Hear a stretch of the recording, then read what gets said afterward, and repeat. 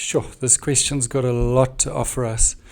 And so we've got a parabola, and we notice that it's in turning point equation form where there's a bracket squared. And so let me just straight up get the turning point before we begin. It's whatever x comes out of the bracket. So if the bracket's x minus 4, it will be 4, and then the y is what it is. So that's the benefit and the bonus of seeing it in turning point equation form, that you can get the turning point in seconds. We've got the two x-intercepts here. We got a shared y-intercept, and DE is parallel. That just means it's directly below. And so even that, I could work out D now. It will also be 4, and it will be 0. So these are all just helpful things to have your mind buzzing before you begin. Calculate the coordinates of A. That's just an x-intercept. So I would just let y equals 0. You can times out this bracket. Most people probably would. I think to save time in an exam, I'll rather just take the 9 across. Then again, I'm tempted to times out the bracket. I wouldn't. I'll just square root both sides. So it's plus minus 3. And so the one answer is the positive 3 version, and the other answer is the negative 3 version. And so when I take this across, I get 7. And when I take this across, I get positive 1. And so A must be the positive 1. I'm just going to finish by writing it as a coordinate. And B must have been the 7. And so that's just helpful to kind of anchor yourself. Then M is the reflection of C about the axis of symmetry of F. So the axis of symmetry is just going all the way along here. So M must be on the perfectly opposite side. And all that that's telling us is that it's got the same y value. If C is the y-intercept, so it's at 0, then to get the x value here, I've gone 4 units across to get to this turning point, x value, to this axis of symmetry. So I go another 4 units across to get there. And then I'm going to need the y-intercept. And so to get a y-intercept, I'm going to come back to this equation and let x be 0. So y equals 0. That just becomes 16 minus 9 is 7. So I know that the y-intercept is 7, and this is perfectly mirrored across. So there you've got the coordinates of M.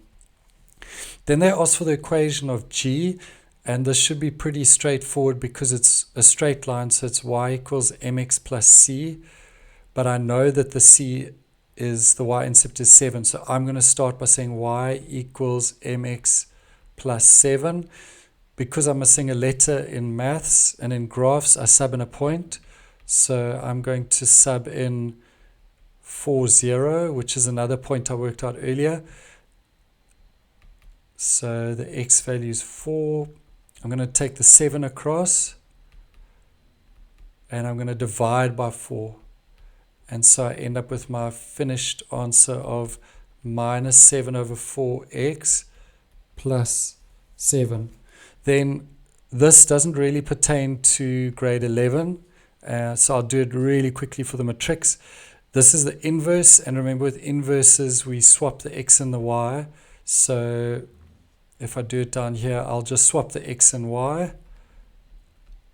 This is a matrix section typically, and then my goal is to get y by itself. I like to take the thing to a side that makes it positive, so I would just take this whole thing across and take the x across, and then I'm going to times or divide both of these by 7 over 4, and that will basically make it flip, and so it will become 4 over 7x plus 4, and that's the inverse. Then this is the juicy one I wanted to get to.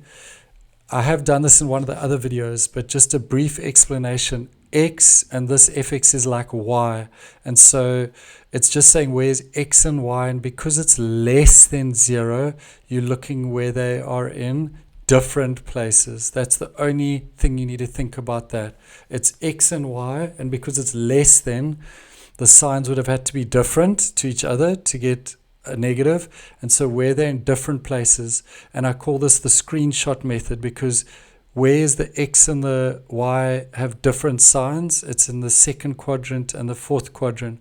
And so I'm just going to screenshot into that quadrant and that quadrant to then write up my answer over here. And so if I go and look where it's not dealing with F and G, it's just the F graph. Where do I see the parabola in the second quadrant? It's just there. Where do I see the parabola in the fourth quadrant? It's there.